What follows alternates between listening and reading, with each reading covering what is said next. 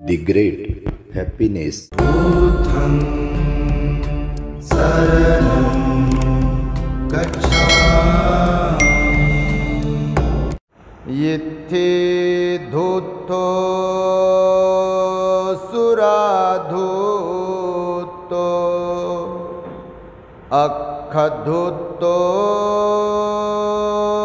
cayo naro लद्धं लद्धं विनाशेति तपरा भवतो मुखम।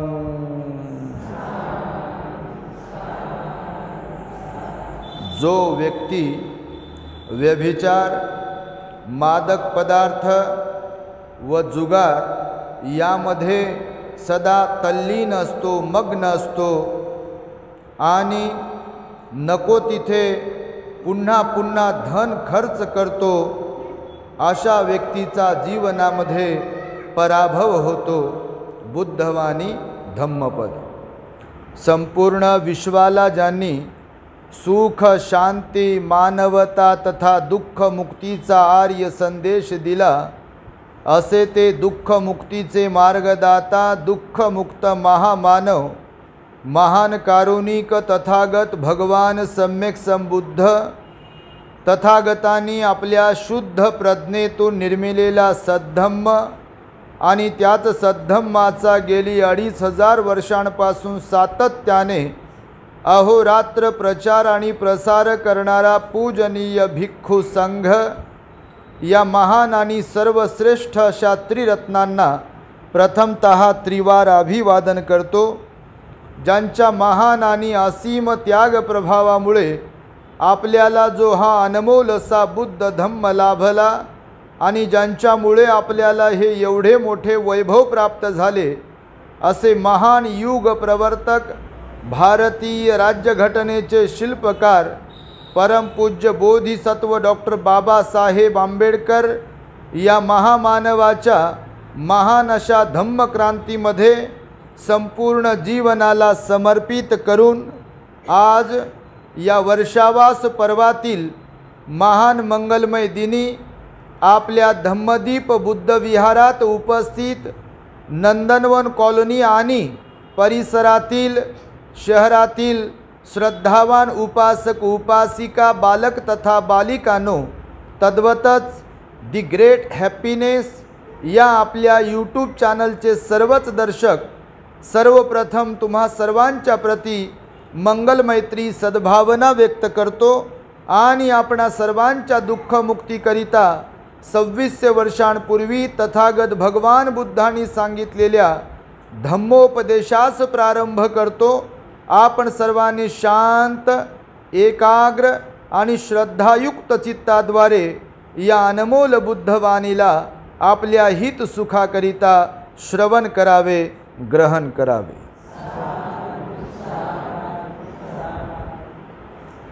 गेली काही दिवस आपण बौद्ध साहित्यातील भगवान बुद्धांची जी बहुजन हिताय बहुजन सुखाय अशी अनमोल वाणी आहे, त्यातील पराभव सुत्त यावरती आपण धम्मचर्चा करीत आहोत।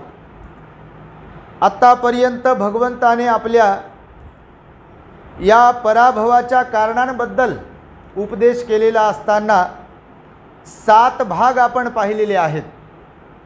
आतापर्यंत 7 भाग आपले पाहून झाले आहेत। मध्ये मध्ये गॅप असतो, आमचाही आणि तुमचाही, पण आमचा असतो तेव्हा तुमचा नसतो, परंतु त्यामुळे आमचं शेड्यूल व्यस्त असल्या कारणाने रोजच तुम्हाला मात्र आम्ही धम्मदेशना देऊ शकत नाही। पण तरीसुद्धा मात्र आपण जो विषय घेतला आहे गेल्या काही दिवसांपासून, तर त्या विषयाला न्याय देता यावा, तुम्हाला बुद्धाचा उपदेश, बुद्धाची वाणी, बुद्धाचं तत्व हे व्यवस्थितपणे समजावं म्हणून जरी 12च कारणं सांगितलीत पराभवाची, परंतु आपण मात्र एकाच दिवशी ती कारणं पाहत नाही आहोत, समजून घेत नाही आहोत। तर ह्याला 12 दिवस लागणार आहेत, म्हणजे अजून 4 दिवस लागणार आहेत. तर जेव्हा कधी संधी मिळेल तेव्हा नक्कीच तुम्हाला ते ऐकायला मिळेलच. पण आता मात्र या पराभव सुत्तातील आपण 8वा भाग पाहणार आहोत की जो अत्यंत महत्त्वाचा आहे. खरं तर प्रत्येकच गाथा महत्त्वाचीच आहे. आणि या गाथेमध्ये तर बघा, आता मी सिगालोवाद सुत्त तिकडे शिकवतो आहे मैत्री बुद्ध विहारामध्ये, आणि इकडे हे पराभव सुत्त शिकवतो आहे. तर काही उपदेश आणि काही उपदेशांमधील काही अंश, काही भाग हा सिमिलर आहे, त्यामध्ये सारखेपणा आहे. तर आजही या गाथेमध्ये जो अर्थ सांगितला, पराभवाचं कोणतं कारण आहे हे भगवान बुद्ध जेव्हा सांगतायत, 8वं कारण कुठलं आहे पराभवाचं, तर भगवंताने सांगितलं की बघा, जो व्यक्ती व्याभिचारी आहे, आता भगवंताने त्या काळामध्ये हे आपल्या सर्वज्ञतेने जाणलं की मनुष्य असा आहे, स्त्री असो पुरुष असो, की तो आपल्या पत्नीचा किंवा पतीचा विश्वास संपादन करेलच ह्याची शाश्वती नाही. कारण आपण बऱ्याचदा बोलताना वागताना पाहतो की तू प्राण्यासारखा कसा वागतोय असं म्हणतात लोक. कधी कधी माणसांना बोलतात ना, जनावरासारखा वागतो, प्राण्यांसारखा वागतो. मग ते मारताना असेल, शिव्या देताना असेल, किंवा अजून कुठलं कृती कर्म करत असताना असेल. भगवान बुद्ध म्हणाले मनुष्यांमध्ये सुद्धा देखील प्राण्यांचे गुण असतात. असतात की नाही? असतात की नाही? असतात ना. कोणते कोणते शब्द येतात बघा बऱ्याचदा. बकरीचे येतील, कुत्र्याचे येतील, डुकराचे येतील, येतात ना. गायीसारखी आहे म्हणतात, म्हणतात लोक. गायीसारखी शाहू म्हणजे शांत आहे म्हणतात, तर गाय आली तिथे. घोड्यासारखं म्हणतात, हातीसारखा गलेलठ्ठ म्हणतात लोक. कुत्र्यासारखं कुत्रा तर लयच प्रिय बापा. गाढवासारखं म्हणतात, गाढव लयच प्रिय. का गाढवासारखा बोलू नको, गाढवासारखा लोळू नको, गाढवासारखा झोपू नको, गाढवासारखा वागू नको म्हणतात. डुकरासारखा लोळू नको म्हणतात घाणीमध्ये, म्हणतात का नाही? तर भगवंताने तसं मिलिंद प्रश्न नावाच्या ग्रंथामध्ये बघा, शेवटी भगवंताने सांगितलं आहे की पशुपक्ष्यांमध्ये असलेला गुणही माणसात असावा. कारण माणसं अशी आहेत, पुरुष स्त्रिया, की कधी कधी ते आपलं माणूस असण्याचं विसरूनच जातात आणि प्राण्यांसारखं वागतात. तर मग भगवंताने सांगितलं की जर प्राण्यांसारखं वागावं वाटत असेल तर मग कोणत्या प्राण्यातल्या कोणत्या गुणाला आत्मसात करावं हेही बुद्ध बोलले. भलत्याच गुणाला आत्मसात करून काय करतात? समजा फॉर एक्झाम्पल, उदाहरण म्हणून जसं गाढवाचं उदाहरण देतात लोळण्यासाठी, बरोबर? बघा तुम्हाला एक उदाहरण म्हणून सांगतो. गाढवाचं उदाहरण देतात लोळण्यासाठी म्हणून. अरे गाढवासारखा काय लोळतोय? पण भगवंताने सांगितलं गाढवातलाही गुण घ्यावा. कोणता? कोणता गुण? तर गाढव ओझं वाहून नेते, मेहनत करते प्रामाणिकपणे, कुठं डोंगरावर काय काय सिमेंटच्या गोण्या घेऊन जाते, रेती घेऊन जाते. माणसं आहेत का तसे? माणसं काही हातावर हात ठेवून बसणारे आहेत. तर गाढवाचा पण गुण नाही. माणसाताचं तर नाहीत नाही, पण गाढवाचा पण गुण नाही, आहेत का नाही? तर म्हणून भगवंतानं वेळोवेळी आपल्याला जाणीव करून दिली आहे की गुण हे घ्यावेत, सर्वांकडून गुण घेतले पाहिजे. आणि मी नेहमी सांगतो की वाईट व्यक्ती एखादी असेल आणि त्यांच्यामध्ये एखादा चांगला गुण असेल तर तोही आपल्याला घेता आला पाहिजे. कोणाकडून कोणता तर कोणाकडून कोणता गुण, फक्त एवढं कळालं पाहिजे की आपल्याला आपण कोणता गुण घेतो, अवगुण घेतो का सद्गुण घेतो. नाही तर गुण घेण्याच्या नादात सोबतच्याचे अवगुणच घेतलेत सगळे, आणि मी तर तसा नव्हतो हो म्हणतात. मग ते त्यांच्या सहवासात राहू राहू झालं. मग कायला राहतो बापू त्याच्या सहवासात? चांगल्यांच्या सहवासात राहा ना. भगवंतानं सांगितलं ना चांगल्यांच्या सहवासात राहा म्हणून, तर भगवंताचं ऐकावं लागतं त्यासाठी. आणि म्हणून बघा, पहिला एक अवगुण सांगितला भगवंतानं की ज्या अवगुणामुळे, जो अवगुण अंगीकारला असता किंवा जो अवगुण आपल्यामध्ये असता, आपला पराभवच होतो, आपली अवनतीच होते आणि आपली अधोगतीच होते. आणि तो अवगुण कुठला सांगितला भगवंतानं? व्याभिचारी प्रवृत्ती. कोणचा अवगुण सांगितला? व्याभिचारी प्रवृत्ती. आज संपूर्ण जगतात, आज घडीला, कालही, आजही, उद्याही, आपण उदाहरण आजचं घेतो आहे, आज घडीला जेवढे पती पत्नी म्हणून या जगात लोक आहेत, कोण?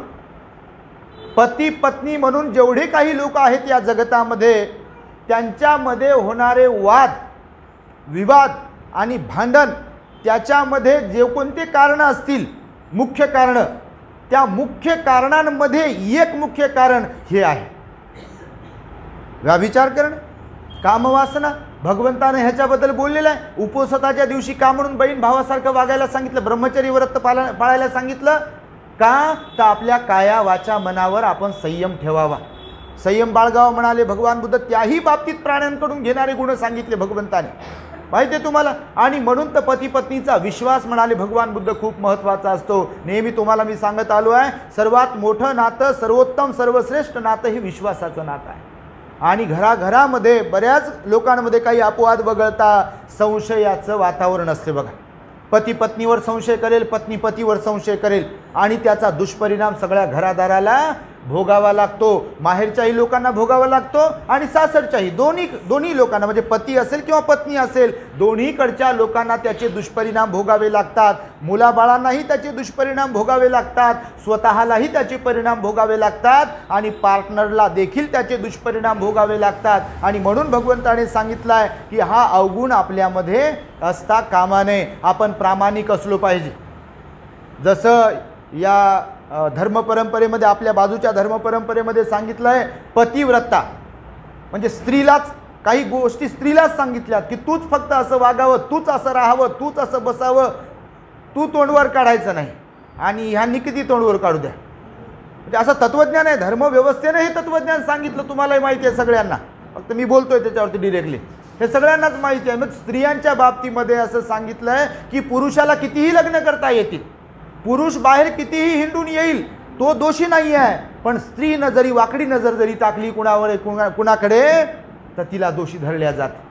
पुरुष प्रधान संस्कृती आपल्या देशामध्ये होती काही काळापूर्वी, बाबासाहेबांनी ती मोडीत काढली. बाबासाहेब म्हणाले तसं चालणार नाही. आणि म्हणून बघा, भगवंताने सुद्धा पुरुष प्रधान संस्कृतीचं खंडन केलेलं आहे.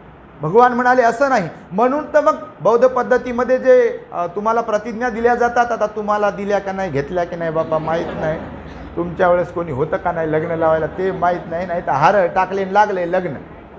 अरे लग्नाची पण तर पद्धत आहे, लग्नाचा पण तर संस्कार आहे. काही लोकांना वाटते असं काही नसते, तसं काही कसं नसते. मंत्री होता येते का असं शपथ न घेता, राष्ट्रपती होता येते का शपथ न घेता, होता येते प्रधानमंत्री होता येते का शपथ न घेता, होता येते का भिक्खू होता येते का शपथ न घेता, श्रामणेर होता येते का शपथ न घेता, उपासक होता येते का शपथ न घेता. तुम्ही नाहीच म्हटले पण तुम्हाला माहिती आहे का शपथ घेतल्या जाते का नाही. आणि खरंच तर शपथ घेतल्या जाते. नथी मे शरणं अन्यं बुद्धो मे धम्मो मे संघो मे शरणं वरं येतेन सच्चवज्जेन होतु मे जय मंगलम.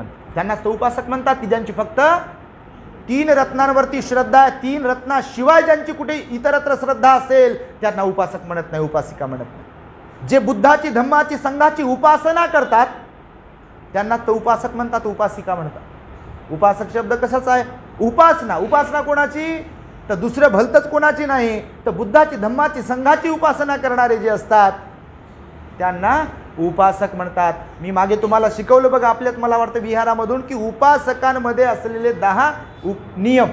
उपासक कुणाला म्हणतात तर त्यासाठी भगवंताने डेफिनेशन शिकवली आहे, सांगितली आहे. फक्त भिक्षूला आणि श्रामणेरालाच विनय नाही सांगितले भगवंतानं, गृहस्थाला, उपासक उपासिकांना पण सांगितले. आणि त्यांचे 10 नियम आहेत बघा, तुम्हाला माहीत असेल नसेल, मी शिकवलेलं होतं मागच्या वर्षी. 10 नियमांमध्ये जे बसतात तेच उपासक उपासिका. बाकीच्यांना उपासक उपासिका म्हणण्याच्या ते पात्रतेचे नसतात. आणि म्हणून पती पत्नीचे कर्तव्य असतात लग्नामध्ये. तर आम्हाला जेव्हा लोक बोलवतात तर आम्ही ते कर्तव्य म्हणून घेतो, बिलकुल नुसतं साधू साधू म्हणायचं, बुद्धं शरणं गच्छामी. एक तर म्हणे बापा एका ठिकाणी पाहिलं म्हणे मी, पानाती पाता म्हणल्यानंतर नंतर डायरेक्ट सुरामेरे म्हणजे पमाद ठाणा म्हणे. आणि एकदाच साधू म्हणते म्हणे वेळ झाला आणि टाका म्हणे तुम्ही अक्षदाय एकदाच आणि हार एकदाच झालं म्हणे लग्न. कोण काय करेल आता, करायला कोण काय करेल बापा तुम्हाला. पण करण्याचा विषय आहे का इथे, कोणी काही न करण्याचा विषय आहे का, नाही आहे. तर इथे विषय आहे शपथेचा, प्रतिज्ञेचा, प्रामाणिकपणाचा, कर्तव्याचा इथे विषय येतो. आणि म्हणून तर भगवंताने सांगितलं की ज्या लोकांमध्ये व्याभिचाराची प्रवृत्ती असेल, ज्या लोकांमध्ये व्याभिचाराचा स्वभाव असेल त्या लोकांमध्ये खडाजंगी, भांडण, वाद, तंटा आणि ते विकोपाला जाते. आणि म्हणून भगवंताच्या धम्मामध्ये पतीसाठी पण नियम सांगितले आणि पत्नीसाठी पण नियम सांगितलेले आहेत. माहिती तुम्हाला पंचशील पालनामध्ये तिसरा नियम सांगितला का नाही? कामेसु मिथ्याचारा वेरमणी सांगितलं ना. काम मिथ्याचारापासून अलिप्त राहण्याची प्रतिज्ञा करतो. त्यालाच मग त्याचा पूर्व भाग, त्याचा पुढं विकसित भाग सांगितला की परस्त्री किंवा परपुरुष गमन करण्यापासून अलिप्त राहण्याची प्रतिज्ञा करतो. म्हणजे पती पत्नीने एकमेकांच्या विश्वासात राहावं आणि ह्याच्याही पलीकडे मग उपोषणाच्या दिवशी ब्रह्मचर्य व्रत पाळायला भगवंताने सांगितलं. तर भगवान म्हणाले जो कोणी व्यक्ती ह्याचा भंग करेल त्याची काय होईल? अधोगती होईल. आणि घराघरामध्ये बऱ्याच ठिकाणामध्ये बऱ्याच लोकांमध्ये हे प्रॉब्लेम आहेत. भगवंता करुणावान होते आणि भगवंताने आपल्या म्हणून हा उपदेश केला की अधोगतीचं कारण कोणतं सांगताना 8व्या कारणामध्ये भगवान म्हणाले की हे एक कारण आहे की व्याभिचारी प्रवृत्तीवाल्या लोकांची अधोगती होते. त्यानंतर भगवंतानं याच गाथेत दुसरी गोष्ट सांगताना सांगितली अधोगतीचं लक्षण कोणतं आहे? तर मादक पदार्थांचे सेवन करणारे जे कोणी लोक असतील, मादक द्रव्यांचं. आता बघा भारतीय परंपरेमध्ये भांडणाचं कळ मुद्दा जो आहे ना, किंवा ज्याला कारण म्हणतो आपण भांडणाचे, त्या भांडणाच्या प्रमुख कारणांपैकी आपल्या देशातलं हे एक प्रमुख कारण आहे. कोणतं? हे कोणतं कारण आहे? हे कारण? हां, मला वाटलं बाई इकडे कारण आहे. तर कारण इकडे आहे. तर भगवान बुद्ध म्हणाले की अधोगतीला जाणाऱ्या व्यक्तीकडे हे दुसरं लक्षण आहे त्याचं की मादक द्रव्यांचं सेवन करणे.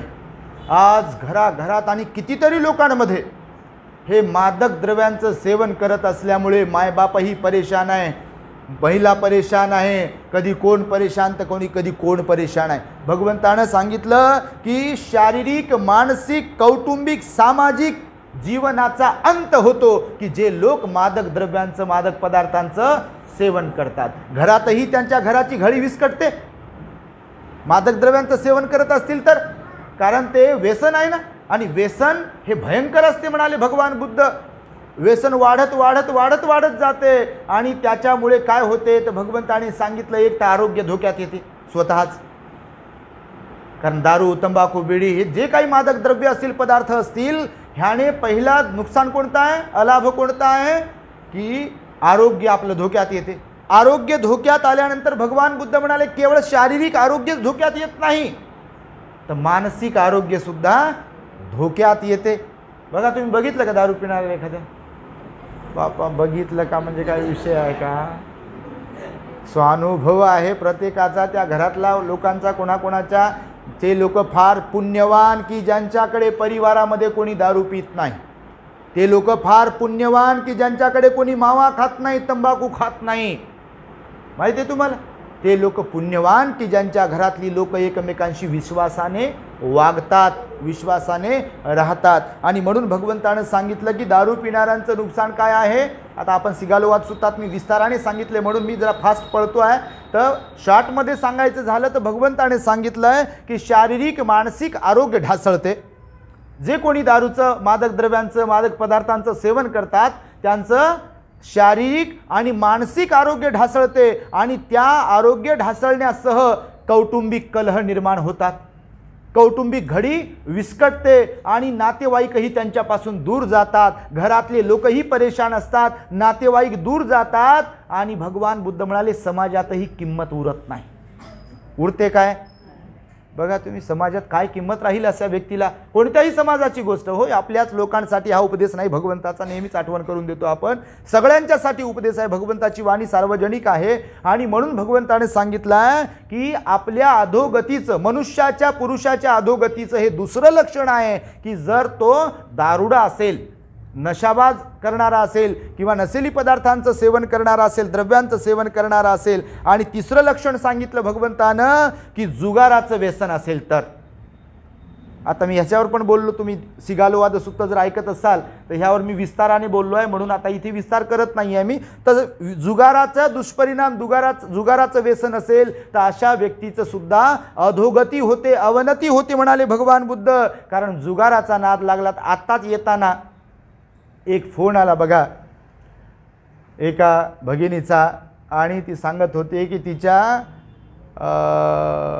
मावशीची मुलगी, मावस बहीण, हां, तिच्या मावस बहिणीचा पती, तर त्याला ते पत्ते बित्ते खेळण्याचं ते हे होतं ना, नाद, पत्ते खेळण्याचं नाव, त्याला वाटते आज पत्ता लागते का, उद्या पत्ता लागते का, याचाच एक दिवस पत्ता गायब होते, याला काय पत्ता लागतच नाही. समजते का तुम्हाला? ह्याचाच पत्ता गायब होते एक दिवस, पण याला पत्ता लागत नाही. पण हा मोहात लोभाला बळी पडलेला असतो. ह्याला वाटते मी गमवलेले पैसे कमवेल, गमवलेले पैसे कमवेल, पण असं करता करता कर्जबाजारी होतो, घरदार सगळं काही विकतो. आणि म्हणून भगवान त्या ताईने सांगितलं की त्याच्यावर 3 लाखाचं कर्ज झालं बघा. गरीब हो, किती लाखाचं कर्ज झालं? 3 लाखाचं कर्ज झालं. ह्याची गाडी स्वतःची गहाण ठेवली, त्यानं त्या बायकोच्या भावाची गाडी गहाण ठेवली. सांगा बरं तुम्ही, भगवंतानं ही कृपादृष्टी केली बघा. ही महाकरुणा गुण भगवंताचा आहे. हा कृपादृष्टी म्हटल्यावर तिकडे जाऊ नका, जात जाऊ नका बरं. हे सगळे शब्द मी जाणून बुजूनच वापरतो. इकडतंच सगळं काही आहे. असं कोणी गृहीत धरता कामा नाही की भंतीजीला माहीत नाही का, सगळंच माहीत आहे भंतीजीला, काय उगाच शिकवतं का भंतीजी आपण. कृपा हा सुद्धा शब्द आपल्याकडचा आहे. कृपा म्हणजे काय, तर भगवंतानं ते त्या संध्याकाळच्या उपदेशामध्ये मी सांगणार आहे. कृपा म्हणजे काय, तर भगवान बुद्ध म्हणाले जुगाराचं व्यसन ज्यांना लागलं आहे ते धनवान जरी असते तर धनवानाचे कंगाल होतात. तो एक तर दुष्परिणाम होतोच होतो, पण त्यांचं घर घरात राहत नाही. लोक त्यांच्यापासून दूर जातात. नातेवाईक, घरातले, गावातले सगळे लोक दूर दूर पळतात त्यांच्यापासून. त्यांचं नुकसानच नुकसान होते आणि ते त्यांच्या अधोगतीचं कारण ठरते. काय ठरते? अधोगतीचं कारण ठरते. आणि म्हणून हे किती गोष्टी सांगितल्या भगवंतानं आतापर्यंत? किती लक्षणं सांगितले? 3च लक्षणं सांगितले. भलतीकडे तुमचं लक्ष आहे, तुम्हाला लक्षण कुठं लक्षात राहतील? हे पहा, व्याभिचाराचं एक लक्षण सांगितलं आहे, मादक द्रव्यांचं एक लक्षण सांगितलं आहे, आणि जुगाराचं एक लक्षण सांगितलं. किती लक्षण झाले? तुम्ही असं चाललं तुमचं तर काय ते लक्षण लक्षात राहतील तुमच्या? हे काय पाकिस्तानातून आले का त्यांच्याकडे पाहायला? बापा असं नका करू ना. आणि चौथं आणि शेवटचं लक्षण सांगितलं भगवंतानं आपल्या, की अधोगती कुणाची होते, अवनती कुणाची होते. तर भगवान बुद्ध म्हणाले नको तिथे पैशांची उधळण करणारे जे लोक आहेत का नाही? आहेत का नाही? नको तिथे, नको त्या ठिकाणी पैशांची उधळण करणारे जे लोक आहेत ते त्यांच्या अधोगतीचं कारण ठरते. आणि खरंच लोक करतात ना बापास. जिथे गरज नाही पैसे खर्च करण्याची, ते म्हणते माझाच पैसा आहे बापू, कर खर्च. मग आणि खर्च कुठे? नको तिथे म्हणजे कुठं? हेच व्याभिचार करण्याच्या ठिकाणी, मादक द्रव्यांच्या ठिकाणी, जुगार खेळण्याच्या ठिकाणी, लोकांचं वाईट करण्याच्या ठिकाणी, कोणाला खून करण्याच्या. कुठं कुठं लोक पैसे वापरत नसतील का? लोक म्हणतात ना सुपारी घेतली. सुपारी म्हणजे काय? खायची सुपारी घेतली तो भाग वेगळा. साखरपुड्यात बापा मी लहान होतो, लोक सुपारी द्यायचे, मला आतापर्यंत कळालं नाही सुपारी काऊन देतात. तुम्हाला कोणाला माहीत असेल तर खरंच सांगा, सुपारी का बरं देतात? ते पान आणि सुपारी, अख्खी सुपारी द्यायची, कोणती सुपारी द्यायची माहीत नाही. आता लहानपणी मी ते पाहिलं होतं. ते पान आणि सुपारी साखरपुड्यालाच का देतात? तुम्हाला तरी माहीत आहे का? तुम्ही लय साखरपुडे केले असतील. नेमकं साखरपुड्यालाच का? मी तर म्हणतो ते साखरपुडा हा शब्दच चुकीचा आहे. साक्षगंध ठीक आहे बा, साक्षगंधही नाही तसं पाहिलं तर तुम्हाला मी माझ्या माहितीनुसार सांगतो, डायरेक्ट लग्नच आहे, सोयरीक बिरीक आहे, पण गंध वगैरे काही नाही. पण आता ते विश्वास कमी झाला ना, पण बांधून ठेवायचं. बांधून ठेवणे त्याचा खरा अर्थ काय आहे? बांधून ठेवणे. पण कसं म्हणावं? ते जनावराला शोभते बा, माणसाला कसं म्हणावं? असा विषय येते ना. म्हणून तसं म्हणू शकत नाही. म्हणून शब्दामधून पळवाटा काढल्या लोकांनी, आणि म्हणून त्याला मग साक्षगंध तर साखरपुडा लोक म्हणतात. आणि त्याच्यात सुपारी, त्याच्यात पान. खरंच कोणीच उत्तर द्यायला तयार नाही नेमकं का देत असतील तेव्हा साखरपुड्यामध्ये, त्या साक्षगंधामध्ये. तर ती असो बापा, आपल्याला काय देणे घेणे, आपण त्या गावचे नाही तर कशाला त्या गावाला जायचं. पण हे पण सांगतो की देऊ नका कुणाला काही, असं काही खाऊ घालू नका. हे पण नको तिथं पैसे खर्च करणं आहे. नको तिथे हे पैसे खर्च करणं. हळद आहे म्हणून दारू पाजू नका. मी शॉर्ट व्हिडिओ आता काही दिवसापूर्वी टाकला ते दारूचं सांगताना, तुम्ही जर ऐकलं असेल तर मी म्हटलं जे इतरांना दारू पाजून बिघडवतात त्यांच्या एवढं मूर्ख या जगात दुसरं कोणी नाही. लोक म्हणे भंतेजी बरोबर आहे, खरंच बरोबर आहे, तुम्ही म्हणता म्हणून थोडी बरोबर आहे. भगवंतानं सांगितली मूर्खाची व्याख्या, महामंगलसूत्रात सांगितली का नाही? एक तर स्वतः पिते आणि दुसऱ्याला पाजवते आणि बिघडवते. नाही तर म्हणते मी तर पित नाही बाबा, आणि हळदीत नाचायचं म्हणते, त्यांना लग्नात नाचायचं आणि आणले. नरक यातना भोगाव्या लागतील ना दुसऱ्याला बिघडव. तिथं पण नको तिथं पैसा खर्च करणं आहे का नाही? नको तिथे मारामारीसाठी देणे कुणाला तरी. आपला पैसा कुठे खर्च होतोय हेही महत्त्वाचं आहे. भगवान बुद्ध म्हणाले, कारण त्या माध्यमातून अकुशल कर्म होते आपले. आणि त्यामुळे भगवंताने सांगितलं नको तिथे पैशांची उधळपट्टी जे लोक करतात त्यांची काय होते? अधोगती होते. भगवान बुद्धांनी सांगितलेलं आहे. आणि म्हणून नको तिथे पैसे खर्च करू नये असं भगवंतानं आपल्या सांगितलेलं आहे. तर हे 4 लक्षणं सांगितले कुणासाठी? हे 4 लक्षणं सांगितले अधोगतीचे. या 4 लक्षणांमध्ये जे बसतील म्हणजे ज्यांच्या वाट्याला ज्यांच्या अंगी हे 4 अवगुण असतील तर भगवान म्हणाले त्यांची अधोगती होते. आणि बघा मनुष्य प्राणी असा आहे की समजते, त्याला कळते पण वळत नाही. कारण आपण पंच इंद्रिय जे आहेत का नाही, पंच इंद्रियांच्या जोरावर हे सगळं काही करत असतो. आपण जे काही वाईट करतो चांगलं करतो तर कशामुळे करतो? पंच इंद्रियांच्या माध्यमातून करत असतो. तर तुम्हाला एक बोधकथा सांगतो, ह्याच्यावर विस्ताराने बोलत नाही. की जसं सांगितलं गेलेलं आहे बघा की हा विस्तव आहे माहीत आहे, पण एकदा का व्यसनाधीनता लागली किंवा एखाद्या अवगुण आपल्याला चिपकला तर समजते की हे वाईट आहे, पण त्या अवगुणांमध्ये आपण मग्न झाल्यामुळे रमल्यामुळे आपण त्याच्यापासून परावृत्त होत नाही लवकर. समजलं तुम्हाला? तर एक दृष्टांत सांगतो तुम्हाला. एकदा बघा एक राजा होता आणि त्या राजाचं राज उद्यान होतं.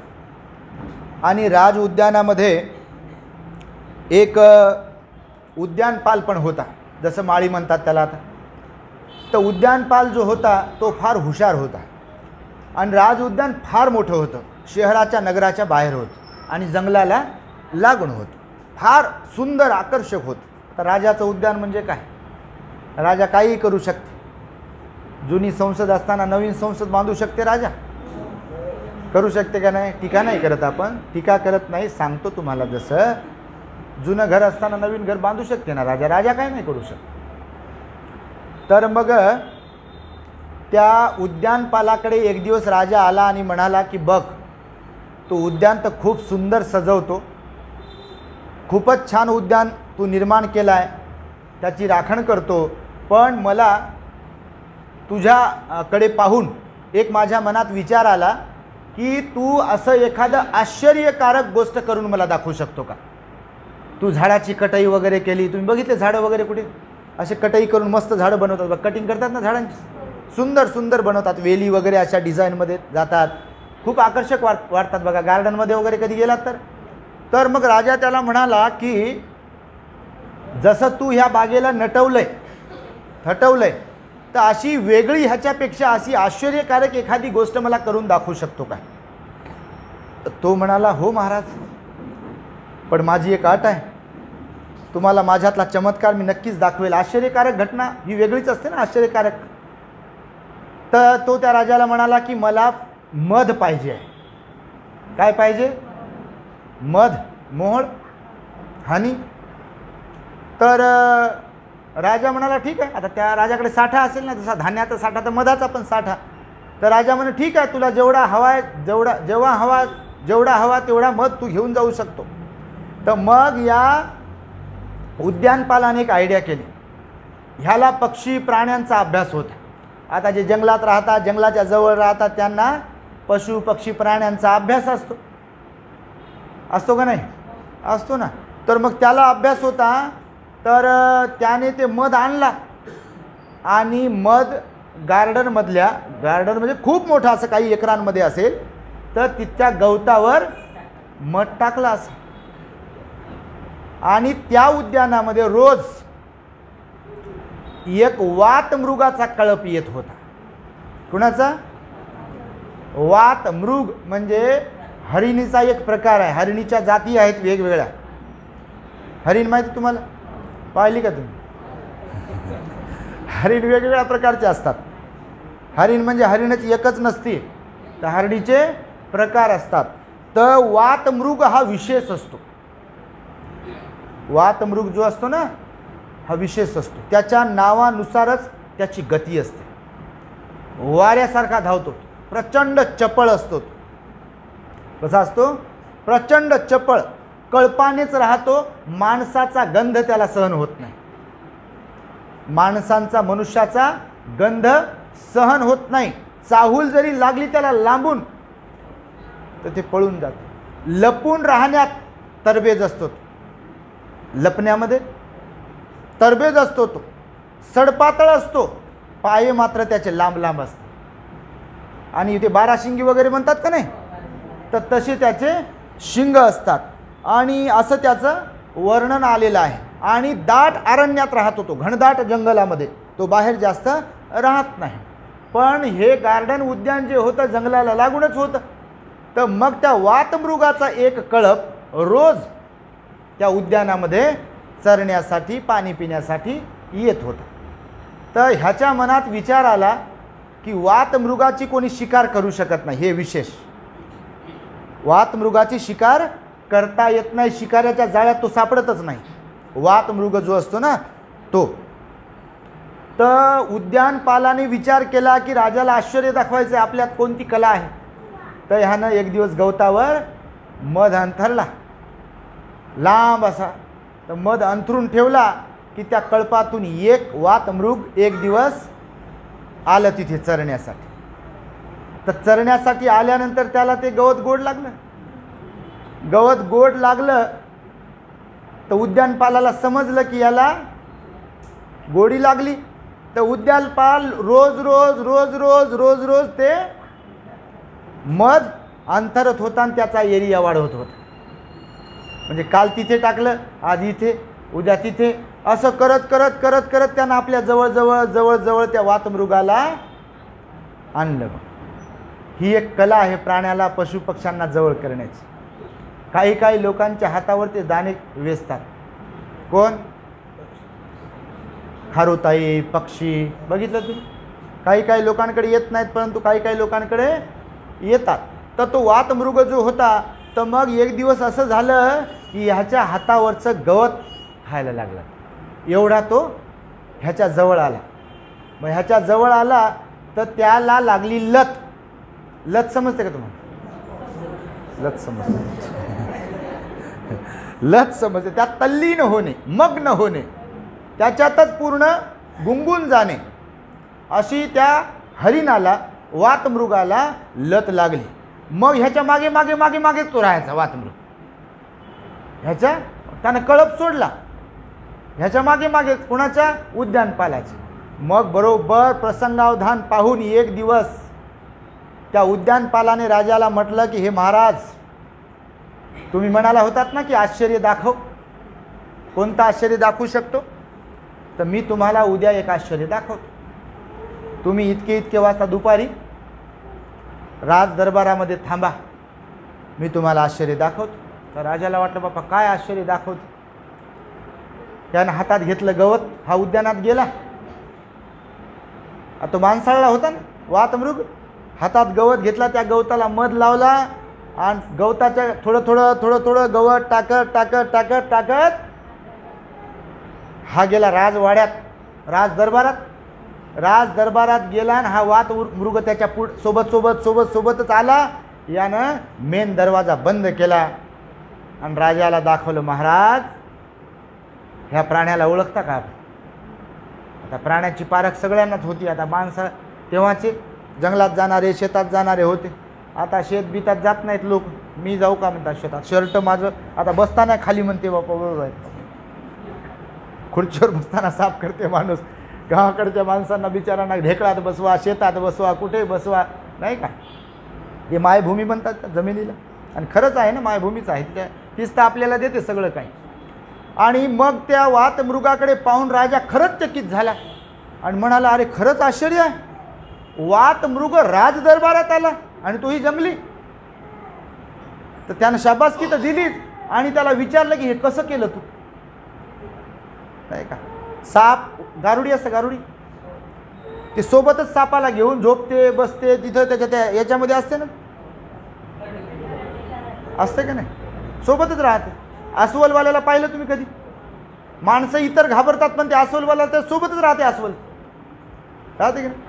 कारण ते त्यांचा लळा, त्यांचं प्रेम जे काही आहे ते आणि त्यांचं एकमेकांच्या सोबत राहते. तर राजाने विचारलं हे कसं केलं? तर याने सांगितलं मग की महाराज, रसतृष्णा ही मोठी भयानक आहे. काय काय? रसतृष्णा ही मोठी भयानक आहे. जसं नेहमी आपण म्हणतो की मांजराला एकदा तोंडाला रक्त लागलं की ते बरोबर जे कोणती शिकार आहे, गावाकडे कोंबड्या बिंबड्या असतात ना, ते त्याला तेच नाद लागते आणि ते कोंबड्या खात राहते. एका ठिकाणी एका घरी पाळलेली मांजर होती आणि मांजरीचं पिल्लू होतं तेव्हापासून पाळलं आणि पोपटाचं पिल्लू होतं तेव्हापासून पाळलं. पोपट आणि मांजर. आता प्राणी असे असतात की सोबत राहिले तर मग ते एकमेकाला हानी पोहोचवत नाहीत. तर पोपटही लहानाचा मोठा झाला आणि मांजरही लहानाची मोठी झाली. मांजर एक दिवस बाहेर गेली मैत्रिणीकडे दुसऱ्या.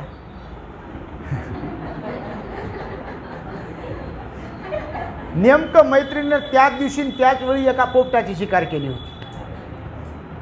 संगतीचा परिणाम होतो का नाही? होतोच. आणि मग हिला वाटलं अच्छा हे खाण्यासाठी आहे, बापा माझ्या तर सोबतच राहते, आम्ही तर सोबतच खेळतो, मला तर माहीतच नव्हते खातात म्हणून.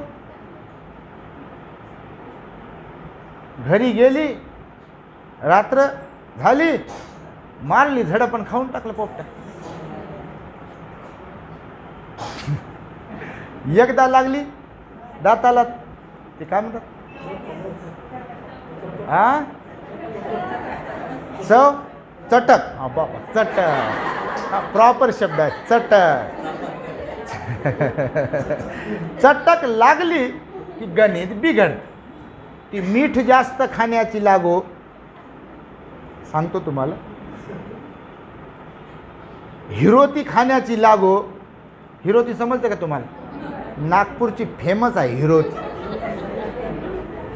सावजी खातो म्हणते. तिकडे गेलो, मला कळालंच नाही त्या हॉटेलवर लिहिलेलं सावजी खानावळ, सावजी खानावळ. मग ती एक भंतीजी होती बा नागपूरची. मी म्हटलं बा भंतीजी हे काय प्रकार आहे सावजी खानावळ? म्हणे विशिष्ट प्रकारचं जेवण असते म्हणे भंती, हिरोती टाकून बनवलेलं असते म्हणते. तर बघा, कोणाला कोणती चटक तर कोणाला कोणती चटक लागते का नाही. आणि एकदा त्याच्यात तल्लीन झालं की जमत नाही म्हणते बापा आम्हाला ते खाल्ल्याशिवाय, घेतल्याशिवाय, काय काय केल्याशिवाय. अशी कोणत्याही गोष्टीची चटक लागली ती गणित बिघडते. वात मृग राज दरबारात आला. कशामुळे? मधाची चटक लागल्यामुळे. भगवान सुद्धा म्हणाले की एकदा का मनुष्याला या 2-4 गोष्टीची चटक लागली की त्यांना लाख लोकांनी समजून सांगो. माहिती तुम्हाला? ऐकतात का? ऐकतील का? कोणी असो ऐकत. का तर साराला असार आणि असाराला सार समजणारी लोक या जगात आहेत. धम्मपदात गाथा एक अशी, साराला असार समजणारे आणि असाराला सार, म्हणजे चांगल्याला वाईट समजणारे आणि वाईटात चांगलं पाहणारे, वाईटाला चांगलं समजणारे लोक या जगात आहेत. म्हणून तर जगात कोणत्या लोकांची जास्त संख्या आहे?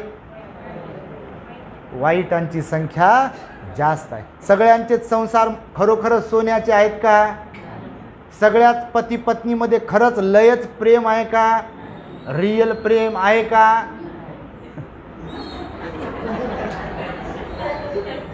असतं तर 12 भानगडी कशाला झाल्या असतात. परेशानच परेशान आहेत हो बिचारे लोक. फक्त कोणी कोण परेशान तर कोणी कोण परेशान आहे. आणि हा सगळा जो काही घोळ आहे गोंधळ आहे हा या चटक लागल्यामुळे होतो. मग ती डोळ्याची चटक असो, कानाची चटक असो, जिभेची चटक असो की अजून कोणकोणती चटक असो, एकदा चटक लागली की त्याच्यातून बाहेर पडणं मोठं मुश्किल आहे. समजते तुम्हाला? ही भगवंताची वाणी आहे. आणि म्हणून तर भगवान म्हणाले की हे आपल्या अधोगतीचे लक्षण आहे. अहो वाहत गेलेले लोक आहेत. आज कालही होते, आजही आहे आणि उद्याही राहते. वाहत गेले समजतं तुम्हाला? मुलं मुली माणसं बाया कोणत्याही प्रकारे वाहत गेले आहेत नाही जगामध्ये. पूर्ण तल्लीन होतात त्याच्यात, पूर्ण त्याच्यामध्येच मन रमते त्यांचं. चांगल्या ठिकाणी मन रमत नाही त्यांचं. भगवान बुद्धांनी अधोगतीचं कारण सांगितलं. स्वतःला पण फसवते, परिवाराला फसवते, नातेवाईकांना फसवते, समाजाला फसवते. आणि भगवान बुद्ध म्हणाले एक दिवस आपला पूर्ण घात करून घेते जर ह्या 2-4 गोष्टीच्या नादी व्यक्ती लागला. भगवंताचा धम्म म्हणून कसा आहे? मध्यम मार्ग. भगवंतानं सगळ्या गोष्टी करूच नका असं नाही सांगितलं. याचा अर्थ म्हणजे उपाशीच राहा असंही नाही सांगितलं आणि भेटतंय म्हणून खातच राहा असंही नाही सांगितलं. ह्याला धरून सगळ्याच गोष्टी आहेत तुमच्या माहितीसाठी. तुम्ही सुज्ञ आहात, मायबाप आहात. समजते तुम्हाला? भगवंत काय म्हणाले की उपाशीच राहू नका आणि भेटतंय म्हणून खातच राहू नका. मध्यम मार्ग भगवंताने. ह्या डोळ्याबद्दल, कानाबद्दल, जिभेबद्दल, सगळ्या शरीराबद्दल, पंच इंद्रियांबद्दल काय सांगितला? संयम सांगितला. मध्यम मार्ग शिकवला भगवान बुद्ध म्हणाले. नेहमी सांगतो आपण पाणी जरी तहान भागवते पण त्याची मात्रा जाणूनच पिलं पाहिजे. ही बॉटल ठेवली आणि माझीच तर बॉटल आहे आणि गट गट गट गट गट गट पिऊन घेतो, काय होईल? तारक ठरणारं पाणी मारक ठरते. आमचं जेवण, आमचं तुपण, आमचं तेलन, आमचंच घरण, आमचीच फोडणी, आमचंच काय काय, आणि आम्हीच आणलं घे खाऊन मग किलो भरी एकदाच. काय होईल खाल्यावर? जे जेवण अन्न तारक ठरू शकते त्याचा जर अतिरेक केला तर मारक ठरते. म्हणून भगवंतानं सांगितलं अतिरेक बरा नाही. अतिरेक अधोगतीकडे घेऊन जातो, अवनतीकडे घेऊन जातो. भगवंतानं सांगितलेली ही गोष्ट लक्षात ठेवा तुम्ही की अतिरेक बरा नाही. आणि म्हणून व्याभिचारामुळं, मादक द्रव्यांच्या सेवनामुळे, जुगारामुळे आणि नको नको तिथे पैसे खर्च करण्याच्या कारणामुळे मनुष्याची अधोगती होते. हे आपल्या अधोगतीचं 8वं कारण आहे असं भगवंताने सांगितलं आहे. आणि म्हणून तुम्हाला हा दृष्टांत बोधकथा सांगितली की ज्याप्रमाणे वात मृग आपल्या रसतृष्णेमुळे तो राजदरबारात गेला तशीच माणसं वाहत जातात आणि आपली अधोगती करून घेतात. तर त्या अधोगतीपासून अलिप्त राहण्यासाठी म्हणून भगवंताने हा उपदेश केलेला आहे. आणि तो उपदेश मी आपणास सांगण्याचा प्रयत्न केला. निश्चितपणे आपण ह्याला मनावर घ्याल, सिरियसली मनावर घ्याल आणि आपल्या जीवनामध्ये उतरवाल आणि सावध राहाल आणि इथून पुढे स्वतःचं हित करून घ्याल. अशा प्रकारची मंगल आणि उदात्त कामना व्यक्त करून मी माझ्या शब्दांना इथे पूर्णविराम देतो. आज आपल्या धम्मदीप बुद्ध विहारामध्ये आम्हाला भेटण्याच्या हेतूने अकोल्यावरून आमचे मनवर बाबा, मनवर आई, खरं तर आपले यूट्यूब चॅनल जे आहे मोठं जलद गतीने सगळ्या जगभरात जाते. आणि ह्या आमच्या आई वेस्ट बेंगॉलला राहतात, गणवीर आई, सुजाता आई गणवीर आणि त्यांच्यासह संगीताई पाटील छत्तीसगडवरून इथे आलेले आहेत. अजून विजय आई जांभोळकर त्या पण छत्तीसगडवरून आलेल्या आहेत. तेव्हा ही गर्दी असल्यामुळं असं वाकावं लागत आहे, तर आपण त्यांच्याही सन्मानार्थ साधुकार द्यावा. हे आपल्या चॅनलचा, यूट्यूब चॅनलचा परिणाम आहे. अत्यंत श्रद्धावान धार्मिक आहेत, ते आमच्या संपर्कात असतात नेहमी. त्यांची फार इच्छा होती आम्हाला भेटण्याची, पुन्हा पुन्हा फोन करून करून त्या शेवटी आम्हाला आपल्या धम्मदीप बुद्धविहारात औरंगाबादमध्ये भेटण्यासाठी आल्या. पुनश्च आपण टाळ्या वाजून त्यांचे स्वागत करू.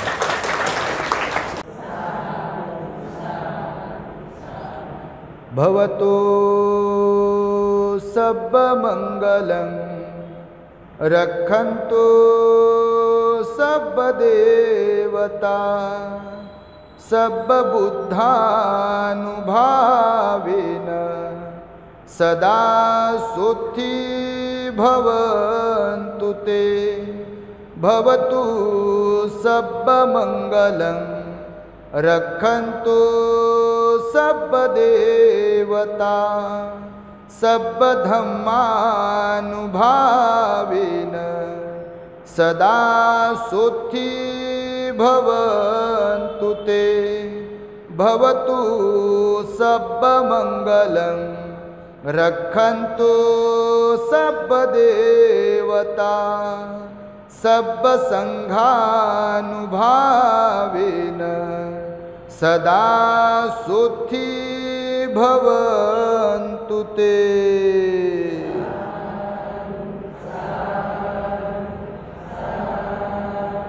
बुद्धं नमामि धम्मं नमामि संघं नमामि. The great happiness. बुद्धं